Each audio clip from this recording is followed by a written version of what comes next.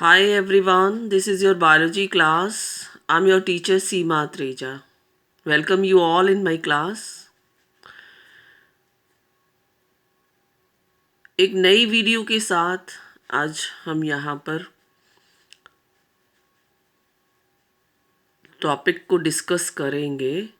पहले से हमने एक टॉपिक चैप्टर +2 का स्टार्ट किया हुआ है, रिप्रोडक्शन इन ऑर्गेनिज्म, जिनकी 3 वीडियोस हमने पहले डिस्कस करी हैं। आज 4th वीडियोस में हम एक न्यू कॉन्सेप्ट को डिस्कस करेंगे। प्रीवियस वीडियो में हमने स्टडी किया था asexual mode of reproduction living organism में होता है। Organism like algae and fungi are relatively with simple body organization and they follow the asexual mode of reproduction in his life cycle. But जैसे ही उनकी life में adverse conditions arise होना शुरू हो जाती हैं, they shifted to the sexual mode of reproduction. तो adverse environmental condition में सेक्सुअल मेथड ऑफ रिप्रोडक्शन को वो क्यों फॉलो करते हैं, ये हमने पहले भी डिस्कस किया है कि सेक्सुअल मोड ऑफ रिप्रोडक्शन में क्या होता है, there is a inbuilt tendency of developing variation in the organism. So sexual reproduction होगा, वेरिएशन अराइज होंगी, और वेरिएशन होने के क्या एडवांटेज होते हैं? Variation increases the chances of survival of living organism in their unfavourable condition. अगर किसी वजह से एनवायरमेंटल कंडीशंस अनफेवरेबल हो जाती हैं तो वेरिएशंस ऑर्गेनिज्म के सर्वाइवल के चांसेस को इंक्रीज करते हैं। इसीलिए ऑर्गेनिज्म जो कि अपनी लाइफ साइकिल में सिंपल बॉडी ऑर्गेनाइजेशन वाले हैं और एसेक्सुअल मोड ऑफ रिप्रोडक्शन को फॉलो कर रहे हैं, on onset of adverse conditions पर वो सेक्सुअल मेथड ऑफ रिप्रोडक्शन को फॉलो करते हैं। तो आज हम सेक्सुअल रिप्रोडक्शन की डिटेल इस वीडियो में पढ़ने वाले हैं। हम क्या ऑब्जर्व करते हैं नेचर में? Different type of plants, animals, fungi, जिनकी एक्सटर्नल मॉर्फोलॉजी अलग है, जिनका इंटरनल ऑर्गेनाइजेशन अलग है, जिनकी फिजियोलॉजी, बॉडी की वर्किंग अलग है। बट जब हम सेक्सुअल मोड ऑफ रिप्रोडक्शन की बात करते हैं तो सरप्राइजिंगली वे सेम स्टेप को फॉलो करेंगे। उसी तरह से उन सेक्सुअल रिप्रोड्यूसिंग ऑर्गेनिज्म में गैमेट फॉर्मेशन होगा, फर्टिलाइजेशन होगा, फर्टिलाइजेशन के बाद ग्रोथ एंड डेवलपमेंट होगा और न्यू ऑर्गेनिज्म का डेवलपमेंट होगा। तो ये सारे बेसिक इवेंट्स जो सेक्सुअल रिप्रोडक्शन के हैं, डिफरेंट टाइप ऑफ ऑर्गेनिज्म जो नेचर में एग्जिस्ट करते हैं, वो सेम टाइप ऑफ स्टेप्स को सेक्सुअल रिप्रोडक्शन के टाइम पर फॉलो करते हैं। Before reaching the sexual maturity, जब वो रिप्रोडक्शन स्टार्ट करते हैं, उनसे पहले की जो फेज़ उनकी लाइफ साइकिल में होती है, ग्रोथ एंड डेवलपमेंट की जो फेज़ होगी before maturity, that is known as the juvenile phase. उसको हम क्या बोलते हैं? जूविनाइल फेज़ बोलते हैं। और प्लांट के केस में उसी जूविनाइल फेज़ को हम वेजिटेटिव फेज़ बोलते हैं। क्या बोलते हैं? वेजिटेटिव फेज़ बोलते हैं। जूविनाइल फेज़ या वेजिटेटिव फेज़ कंप्लीट हो जाने के बाद उनमें एक न्यू फेज स्टार्ट होती है, that is known as the reproductive phase. किस तरह से हम रिप्रोडक्टिव फेज को आइडेंटिफाई करते हैं?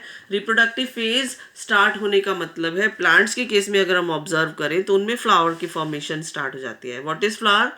Flower is the reproductive part of the plant in which sex organs are there,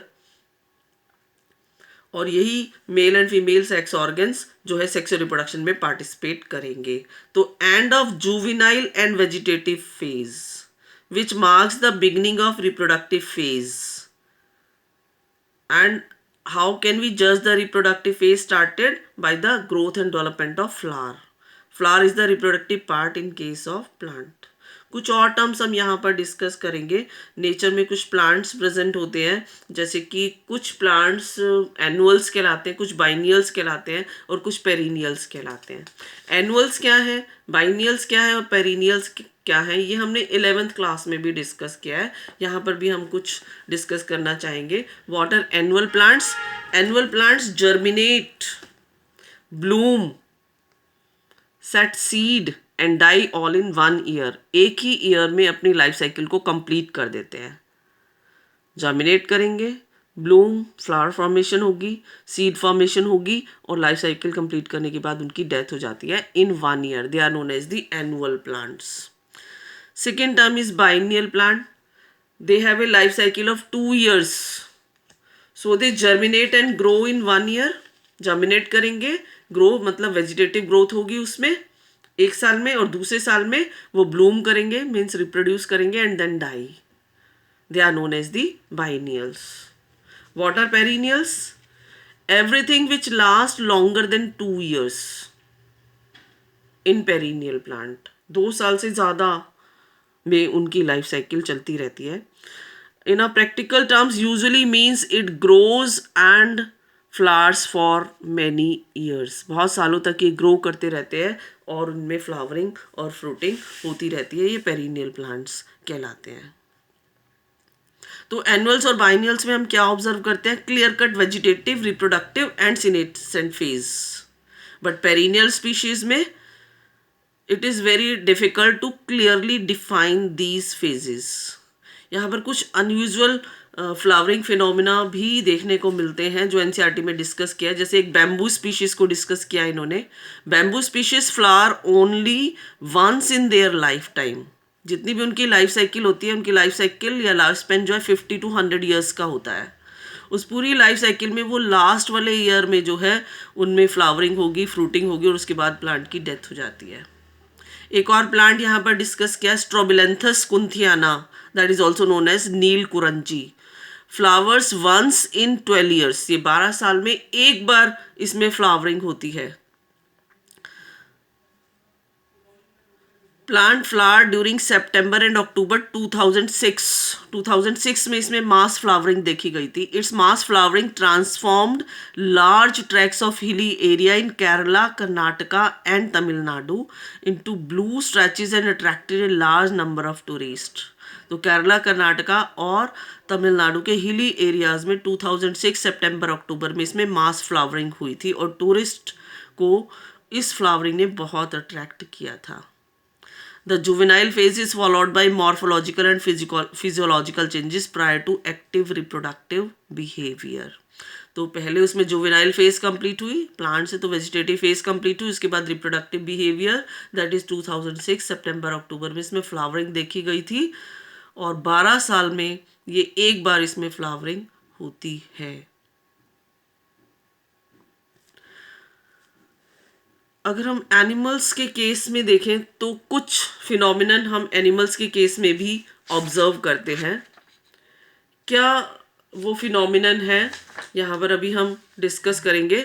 जैसे हम बर्ड्स के केस में अगर देखें तो birds are the seasonal breeders in nature. Birds के केस में क्या होता है, एक फेवरेबल सीजन में ही वो ब्रीडिंग करते हैं और एग लेइंग करते हैं. They are the seasonal breeders. But उस चीज़ को हम क्या कहेंगे जो ह्यूमन वेलफेयर के लिए ह्यूमन बीइंग ने की. पोल्ट्री फार्म बनाया और उसमें बर्ड्स को रख दिया. पोल्ट्री फार्म में जो बर्ड्स को फेवरेबल कंडीशन चाहिए ग्रोथ एंड डेवलपमेंट के लिए, वो favourable condition through out the year birds को प्रोवाइड की जाती है पोल्ट्री फार्म में. तो पोल्ट्री फार्म में जब हम बर्ड्स को रखते हैं तो वो ह्यूमन बीइंग के वेलफेयर के लिए करते हैं. That is not related to reproduction but it is a commercial exploitation for human welfare. वैसे नेचर में जो बर्ड्स हैं वो सीजनल ब्रीडर्स हैं, बट पोल्ट्री फार्म के अंदर हमने उसको कंटिन्यूस ब्रीडर बना दिया. Throughout life, throughout time वो ब्रीड करती रहते हैं क्योंकि वहाँ पर उनको फेवरेबल सीज़न प्रोवाइड कर दिया जाता है जिस पर वो एग लेइंग कर सकते हैं. इसी तरह से यहाँ पर हम प्लेसेंटल मैमल के केस को डिस्कस कर रहे हैं. प्लेसेंटल मैमल जिनमें प्लेसेंटा की फॉर्मेशन होती है. इन केस में क्या होता है, जैसे कि हम बात कर रहे हैं फीमेल्स और प्लेसेंटल मैमल में कुछ साइक्लिक चेंजेस उनकी बॉडी में देखने को मिलते हैं. ओवरी और एसेसरी डक्ट्स में कुछ रिप्रोडक्टिव फेज में चेंजेस आते चले जाते हैं और इन चेंजेस को कंट्रोल करने के लिए हार्मोन्स उनकी बॉडी के अंदर बनते हैं. इसी तरह से कुछ नॉन प्राइमेट मैमल्स हैं जैसे काऊ है, शेप है, रैट है, डियर है, डॉग है, टाइगर है. इनमें ऊस्ट्रस साइकिल देखने को मिलती है। ऊस्ट्रस साइकिल में क्या होता है, it is the heating period when the female allow male to copulate, और उनमें रिप्रोडक्शन होती है। प्राइमेट्स में कुछ एग्जाम्पल है, मंकीज, एप्स, और इसी में हम ह्यूमन बीइंग को भी रखते हैं। उनमें मेंस्ट्रुअल साइकिल देखने को मिलती है। मेंस्ट्रुअल साइकिल 28 डेज़ की होती है। इस 28 डेज़ की साइकिल में उनकी बॉडी के अंदर कुछ चेंजेस आते चले जाते हैं। कुछ मैमल्स तो सीजनल ब्रीडर्स हुए। फेवरेबल सीजन में ऊस्ट्रस साइकिल को फॉलो करते हैं और उनमें ब्रीडिंग होती है। ह्यूमन बीइंग जैसे कंटिन्यूस ब्रीडर्स हैं। They remain reproductively active throughout their reproductive phase. Reproductive phase में वो रिप्रोडक्टिवली एक्टिव होते हैं। जैसे ह्यूमन बीइंग के केस में beginning of reproductive period pubertal age के साथ स्टार्ट होती है, और 45 और 50 ईयर्स तक ह्यूमन फीमेल के केस में मेंस्ट्रुअल साइकिल ख़त्म हो जाती है।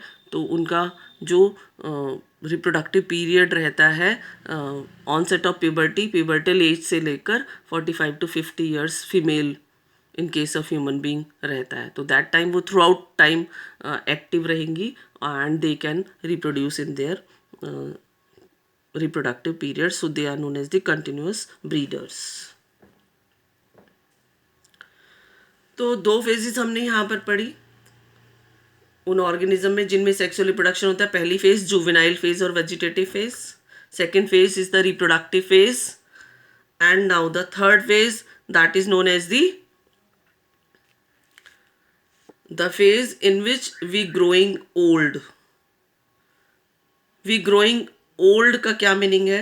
The end of the reproductive phase can be considered as one of the parameter of senescent or old age. reproductive phase के खत्म होने के बाद जो next period start होता है वो senescence और old age कहलाती है।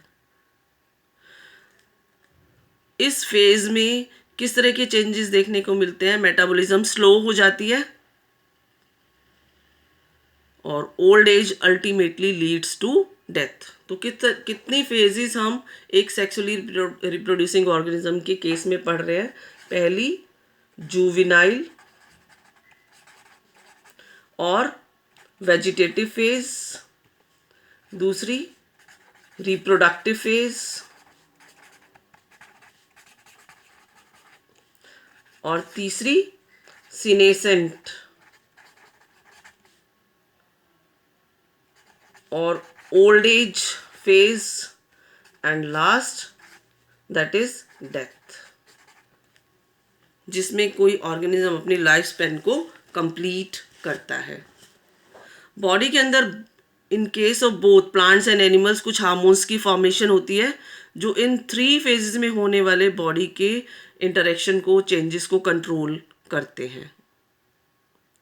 और हार्मोन्स के साथ साथ एनवायरमेंटल फैक्टर्स भी इन तीनों फेजेस में होने वाले चेंजेस को कंट्रोल करते हैं और इन तीनों फेजेस में होने वाले ऑर्गेनिज्म के बिहेवियरल एक्सप्रेशन को कंट्रोल करते हैं। Now we discuss the events in sexual reproduction. किस तरह के इवेंट सेक्सुअल रिप्रोडक्शन में देखने को मिलते हैं? तो सेक्सुअल रिप्रोडक्शन को हम 3 फेजेस में डिवाइड कर रहे हैं।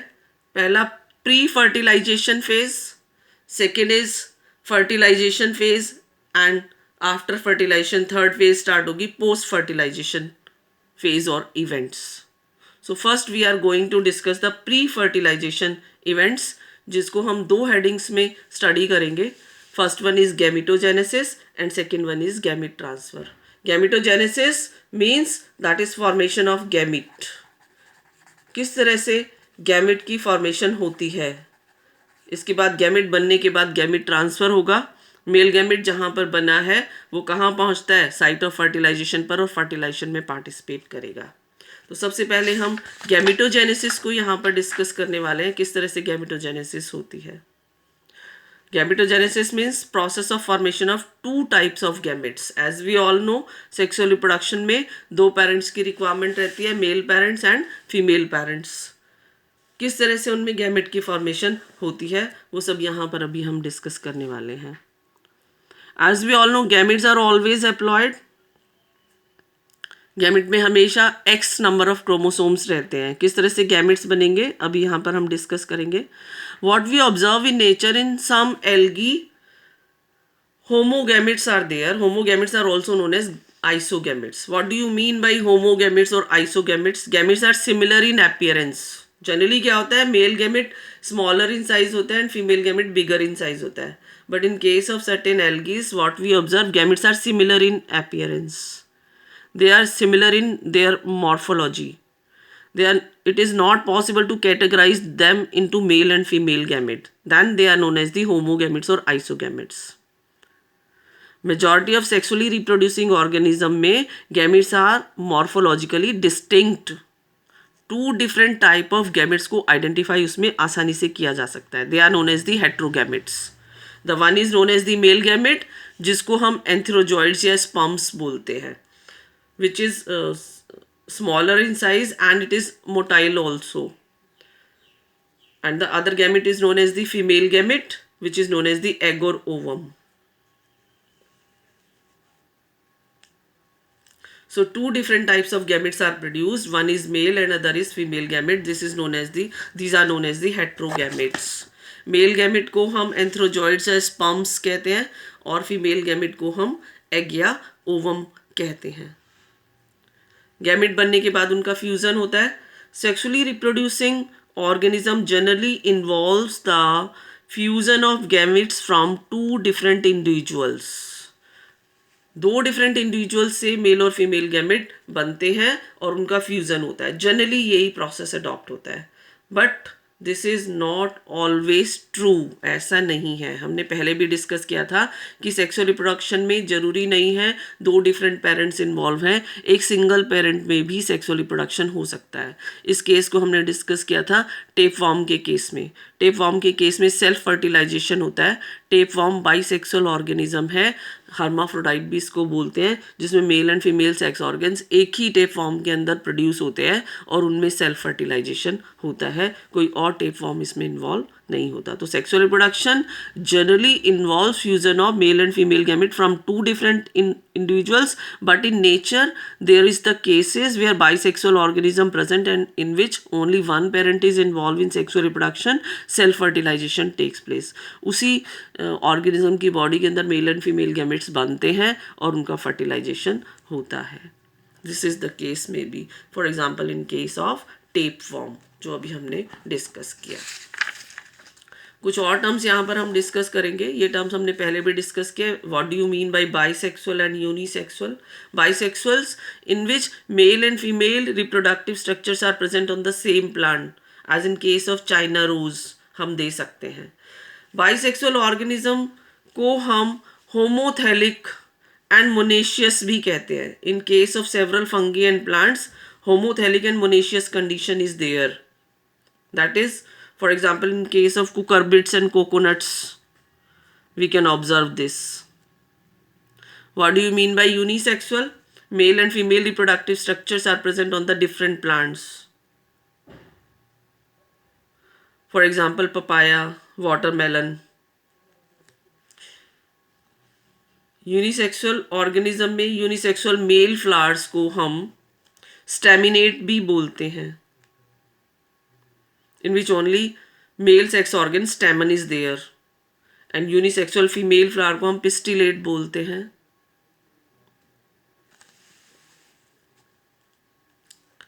in which only female sex organ pistil और carpel is there. इसी तरह से ये तो प्लांट के केस में हुआ. कुकरबिट्स एंड कोकोनट्स को हम बाइसेक्सुअल में रखते हैं. पपाया और वाटरमेलन को हम यूनिसेक्सुअल में रखते हैं. एनिमल्स के केस में भी कुछ एग्जाम्पल आपके एनसीईआरटी में दिए हुए हैं. जैसे बाइसेक्सुअल में एग्जाम्पल दिए स्पॉन्ज, टेपवॉर्म, लीच. बाइसेक्सुअल को हम ऑर्गेनिज्म, एनिमल्स के केस में हर्माफ्रोडाइट वर्ड भी यूज़ करते हैं. एंड यूनिसेक्सुअल का example cockroach. Mail and female cockroach अलग अलग होते हैं. Male cockroach is smaller in size and female cockroach is somewhat bigger in size.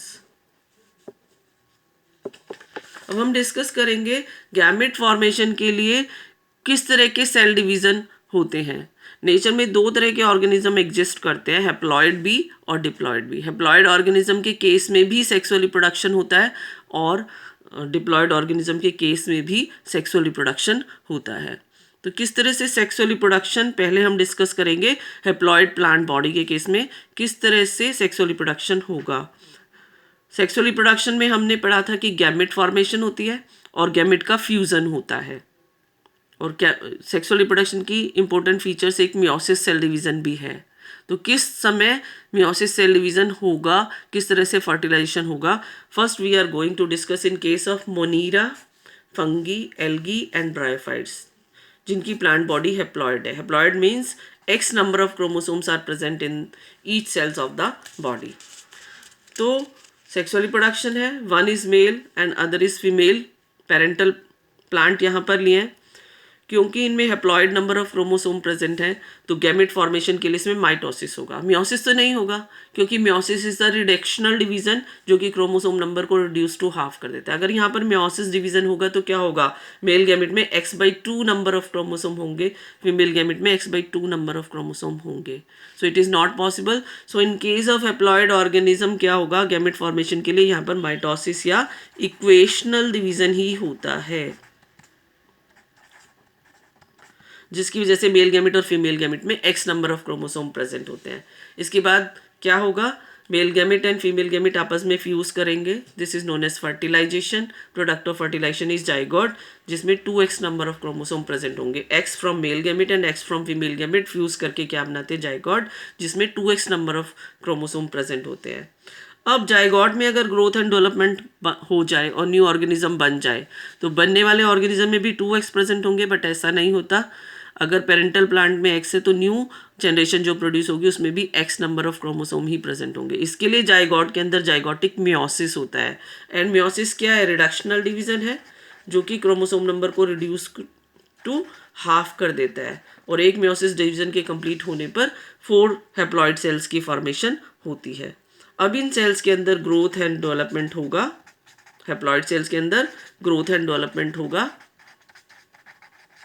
और 4 न्यू इंडिविजुअल्स का डेवलपमेंट यहाँ पर हो जाता है। So in case of organism in which haploid chromosome number is there is zygotic meiosis takes place. Zygotic meiosis क्या कर रहा है, generation to generation chromosome number को मेंटेन करने में हेल्प करता है। Another case, in case of pteridophytes, gymnosperm, angiosperm and most of the animals, जिसमें हम ह्यूमन बींग को भी इंक्लूड कर रहे हैं, parental body is diploid in which chromosome number is 2x। Human being में तो आपको पता भी है हर सेल में 46 number of chromosome, 23 pairs of chromosomes are there, जो कि डिप्लॉयड कंडीशन को रिप्रेजेंट करता है। तो यहाँ हम सेक्सुअल रिप्रोडक्शन के प्रोसीजर को अगर हम फॉलो करें तो मेल एंड फीमेल ऑर्गेनिज्म या पेरेंट, इनमें गैमेट मदर सेल प्रेजेंट होती है। गैमेट मदर सेल्स को हम मियोसाइट्स भी बोलते हैं, क्रोमोसोम नंबर जिसमें डिप्लॉयड है। तो यहाँ पर अब मियोसिस डिवीज़न होगा गैमेट फॉर्मेशन के लिए, this is known as gametic meiosis. इसको हम क्या बोलते हैं, gametic meiosis. Reductional division takes place. Male gametes are produced, male gametes are known as the sperm और antherozoids in which x number of chromosome is there. Female gamete is produced, which is known as egg or ovum. Male gamete fuses with the female gamete, this is known as fertilization. Fertilization से zygote बनेगा in which 2x number of chromosome are there, x coming from the male gamete and x coming from the female gamete. Now in case of zygote, growth and development takes place and new offspring is produced in which diploid number of chromosomes are there. तो इस तरह से haploid और diploid organism में sexual reproduction के different steps को हमने यहाँ पर डिस्कस किया है। तो यहाँ पर ये गैमेटोजेनेसिस कंप्लीट हो जाता है। This is all about in this video. Next gamete transfer का जो प्रोसेस है हम नेक्स्ट वीडियो में डिस्कस करेंगे। Thank you so much.